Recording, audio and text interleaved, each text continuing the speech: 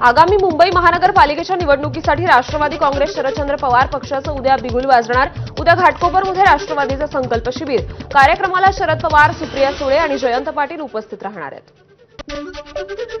अजित पवारांसोबत जाणार का असा सवाल उपस्थित केल्यावर खासदार सुप्रिया सुळेंकडून अतिशय सूचक विधान। छत्री घ्यायची की रेनकोट हे पाऊस आल्यावर ठरवणार असं वक्तव्य। राज ठाकरे आणि मुख्यमंत्र्यांची भेट का झाली हे लवकरच महाराष्ट्राला कळेल। मनसे नेते अविनाश जाधव यांचं सूचक वक्तव्य। काही दिवसांपूर्वी राज ठाकरे आणि फडणवीसांची ताज लँड्समध्ये बैठक झाली। मोदींचा 11 वर्षांचा कालखंड वाया गेला। पाक लष्कर प्रमुख मुनीर यांना अमेरिकेनं बोलावल्यावरून दैनिक सामनातून मोदींवर टीका। मुनीरच्या गौरवानं भारताचा दहशतवादाविरुद्धचा लढा कमजोर झाल्याचीही टीका। भंडाऱ्यात मोदी सरकारच्या 11 वर्षांच्या काळात 10,000 कोटींची विकास कामं। भाजप आमदार परिणय फुकेंचा दावा। काँग्रेस सरकारच्या काळात दर महिन्याला एक घोटाळा उघडकीस यायचा। मंत्री शिवेंद्रराजे भोसलेंची काँग्रेसवर टीका। तर मोदी सरकारच्या 11 वर्षांच्या काळात घोटाळा नाही ही वस्तुस्थिती असंही मत। धाराशिवमध्ये निधी वाटपावरून भाजप आणि शिवसेनेत अंतर्गत धुसफूस।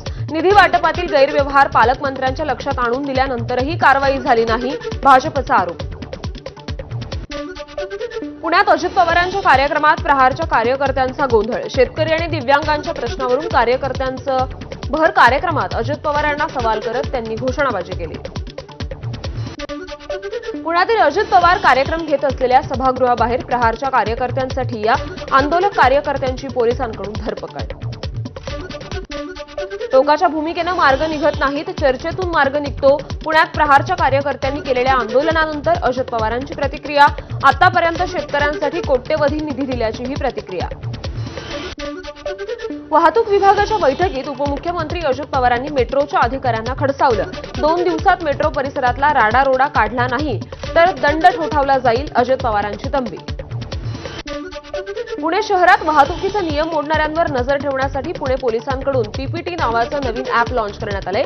या अॅपद्वारे पुणेकर थेट पोलिसांकडे तक्रार करू शकणार। उपमुख्यमंत्री अजित पवारांच्या हस्ते अॅपचं उद्घाटन। मंत्री उदय सामंतांच्या विनंतीनंतर बच्चू कडूंचं अन्नत्याग आंदोलन तात्पुरतं स्थगित। मात्र सरकारनं विश्वासघात केल्यास मंत्र्यांच्या घरासमोर आंदोलन करणार, कडूंचा इशारा। बच्चू कडूंचं अन्नत्याग आंदोलन तात्पुरतं स्थगित। मात्र सरकारनं कर्जमाफीची तारीख 2 ऑक्टोबरपर्यंत सांगावी, अन्यथा मंत्रालयावर धडकणार, बच्चू कडूंचा सरकारला इशारा। आपल्या आंदोलनानं अजित पवारांना कर्जमाफीवर बोलायला लावलं, हेच आपल्या आंदोलनाचं यश, बच्चू कडूंचं वक्तव्य।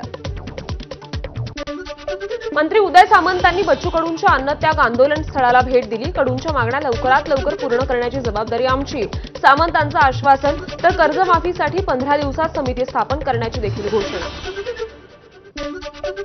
शेतकऱ्यांची कर्जमाफी करू असं कोणतंही वचन आम्ही जाहीरनाम्यात दिलं नव्हतं, मंत्री अतुल सावेंचं वक्तव्य।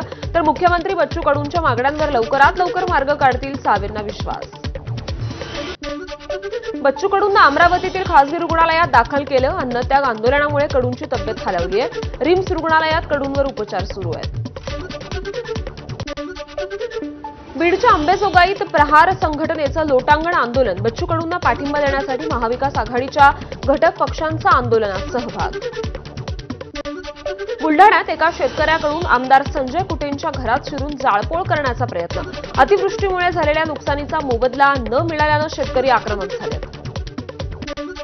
संतोष देशमुखांच्या हत्येला 6 महिने पूर्ण। देशमुख कुटुंबियांसह मस्साजोगचे ग्रामस्थ सोमवारी आंदोलन करणार आहेत। फरार कृष्ण आंधळेला अटक करण्याची मागणी। जेलमधील आरोपींना मदत करणाऱ्यांवर गुन्हा दाखल करण्याची देखील मागणी। विक्रोळी पुलावरून भाजप आणि शिंदेमध्ये श्रेयवादाची लढाई। मुख्यमंत्र्यांनी या पुलाचं उद्घाटन होणार नाही असं सांगितलं असतानाही सकाळी शिंदेंच्या सेनेकडून पुलाचं उद्घाटन, तर दुपारी भाजप आणि ठाकरेंच्या सेनेकडून पुलाचं एकत्रित उद्घाटन। विक्रोळी पुलाचं ठाकरेंच्या सेनेचे आमदार सुनील राऊतांच्या हस्ते उद्घाटन। एकाच पुलाचं भाजप, शिंदेंची सेना आणि ठाकरेंच्या सेनेकडूनही उद्घाटन। विक्रोळी पुलाच्या उद्घाटनावरून शिंदेंची शिवसेना आणि भाजपमध्ये श्रेयवादाची लढाई। भाजप आणि शिंदेंच्या शिवसेनेकडून श्रेयासाठी बॅनरबाजी। महायुतीतील 2 पक्षांचा वाद चव्हाट्यावर। विक्रोळीच्या पुलाला बाबासाहेबांचं नाव द्या, भीम आर्मीची मागणी। शिंदेंची शिवसेना आणि भाजपमध्ये श्रेयवादाची लढाई सुरू असताना आता बाबासाहेबांचं नाव देण्याची भीम आर्मीची मागणी आहे। नाशिकच्या वाहतूक कोंडीवरून छगन भुजबळ अधिकाऱ्यांवर संतापले. अधिकाऱ्यांना हॉटेलमध्ये जाण्यास वेळ आहे, माझ्या पाहणीला यायला वेळ नाही, भुजबळांनी अधिकाऱ्यांना खडसावलं. वाहतूक कोंडीवरून भुजबळांनी खडसावताच नाशिक पोलीस ऍक्शन मोडवर. द्वारका चौकातील अनधिकृत फेरीवाले, फळ विक्रेते, रिक्षा, टॅक्सींना पोलिसांनी हटवलंय. नाशिकच्या द्वारका परिसरात सिग्नल यंत्रणा बसवण्याचं काम, यामुळे द्वारका परिसरातील वाहतूक कोंडीची समस्या आता कमी होईल. समृद्धी महामार्गाला जोडणाऱ्या नांदेड जालना महामार्गाचं काम धीम्या गतीनं सुरू, मात्र लवकरात लवकर निधी उपलब्ध करून काम पूर्णत्वास नेलं जाईल. पालकमंत्री अतुल सावेंची माहिती. रायगड जिल्ह्यातील 113 गावांमध्ये धरती आबा जनजातीय ग्राम उत्कर्ष अभियान, या अभियानाअंतर्गत विविध योजना आदिवासी बांधवांपर्यंत पोहोचवण्यात येतील. शनी शिंगणापूर देवस्थानात कार्यरत असलेल्या 167 कर्मचाऱ्यांना कामावरून काढण्यात आले.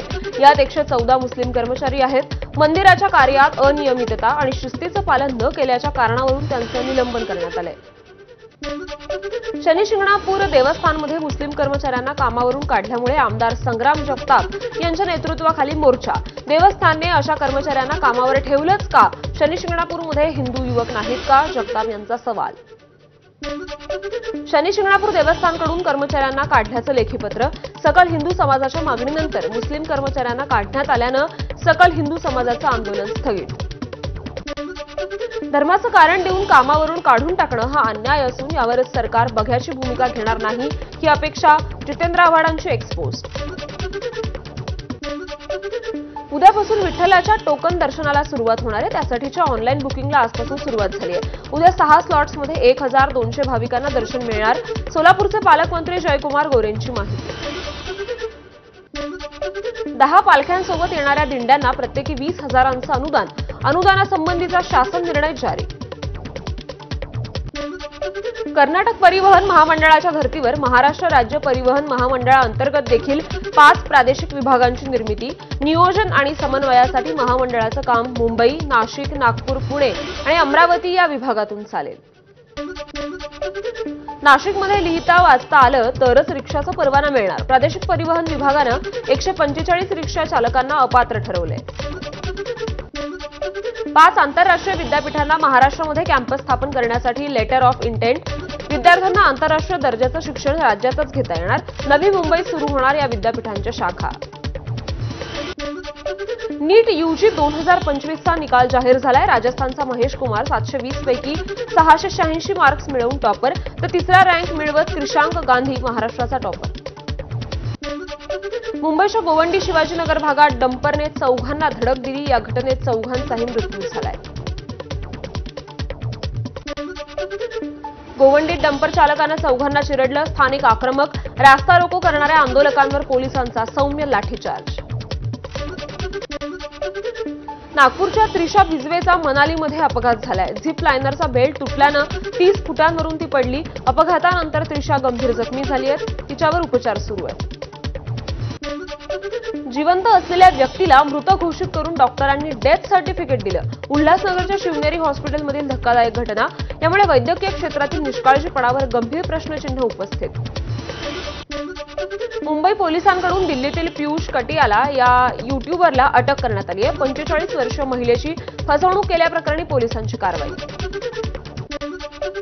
भिवंडीतील वळपाडा परिसरात केमिकल गोदामाला भीषण आग. 10 ते 12 गोदामं जळून खाक. सतत मोठमोठे स्फोट होत असल्याची प्रत्यक्षदर्शींची प्रतिक्रिया. छत्रपती संभाजीनगरमधील पैठण MIDC मधील केमिकल कंपनीला आग लागली आहे. केमिकल कंपनीत मोठा स्फोट झाल्याची माहिती. आगीवर नियंत्रण मिळवण्याचे प्रयत्न सुरू. जालन्यातील अतिवृष्टी अनुदान घोटाळा प्रकरण. 10 तलाठी निलंबित. आणखी 15 तलाठी रडारवर. अपहाराची रक्कम 35 कोटींवरून 40 कोटींवर गेल्याची जिल्हाधिकारी श्रीकृष्णनाथ पांचाळ यांची माहिती. आमदार आशिष देशमुखांनी लासलगाव कृषी उत्पन्न बाजार समितीला भेट देत शेतकऱ्यांशी संवाद साधला. विधिमंडळात कांदा उत्पादकांच्या व्यथा मांडणार. देशमुखांचं शेतकऱ्यांना आश्वासन. ठाण्यामध्ये जोरदार पाऊस. वंदना डेपो परिसरात पुन्हा पाणी साचलं. नागरिकांची तारांबळ. रत्नागिरीच्या गुहागरमधील पालशेतमध्ये मुसळधार पाऊस. या पावसामुळे घरांमध्ये पाणी शिरलं. प्रशासनाकडून नागरिकांना सतर्कतेचा इशारा. रत्नागिरीतील गुहागरच्या साखरी आगारमधील जिल्हा परिषदेच्या शाळेजवळ दरड कोसळली. सुदैवानं यात कोणतीही जीवितहानी झाली नाहीये. रत्नागिरीत पावसाळ्याच्या तोंडावर परशुराम घाटाची दुरावस्था. गटाराचं पाणी रस्त्यावर आल्यानं वाहतुकीवर परिणाम.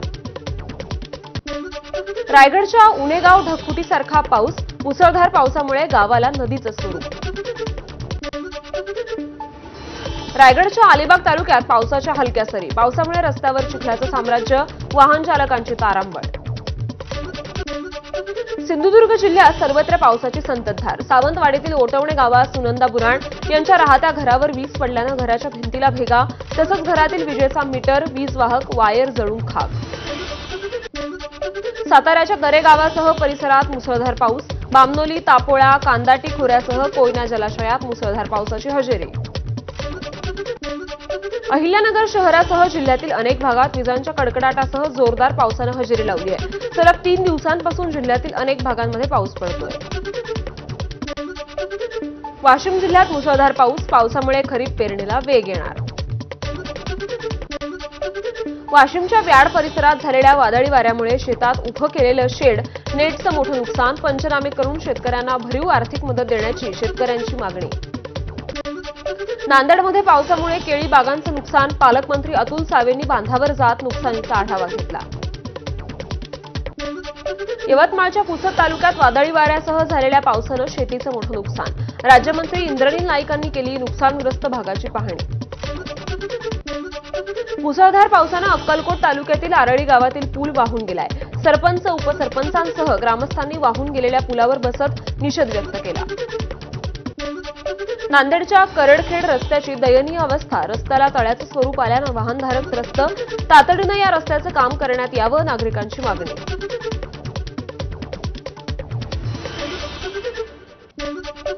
छत्रपती संभाजीनगरच्या सिल्लोडमध्ये वीज कोसळल्यानं 4 जणांचा मृत्यू. मृतांमध्ये 2 सख्ख्या भावांचा समावेश. राज्यात मे महिन्यात पावसानं चांगलाच धुमाकूळ घातला, त्यामुळे मशागतीची कामं देखील झाली. पण आता पाऊसच नसल्यानं पेरण्या खोळंबल्यात. पश्चिम विदर्भासह बुलढाण्यातील शेतकरी आता पेरणीयोग्य पावसाच्या प्रतीक्षेत आहेत. गोंदिया जिल्ह्यात मुसळधार पाऊस. पावसामुळे रखडलेल्या पेरणीच्या कामांना वेग येणार. वर्ध्यात पाऊस नसतानाही शेतकऱ्यांकडून पेरणीची घाई. अनेक ठिकाणी कपाशी लागवडीला सुरुवात. त्यामुळे पाऊस न पडल्यास दुबार पेरणीचं संकट ओढावण्याची शक्यता. भिवंडीतील कामवारी नदी जलपर्णी आणि प्रदूषणाच्या विळख्यात सापडली आहे. प्रशासनाचं दुर्लक्ष होत असल्याचा स्थानिकांचा आरोप.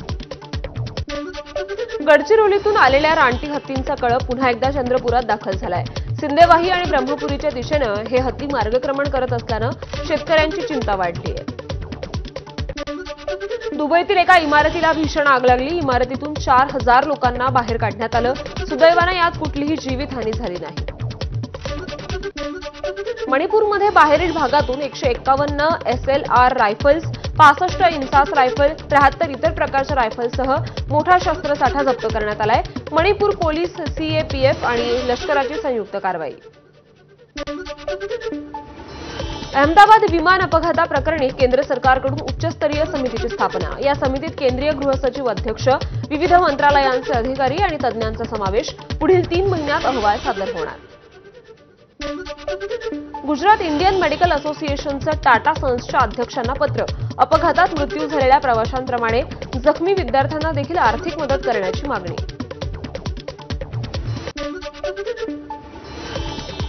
आणि बातम्यांचा वेगवान आढावा पूर्ण झाला.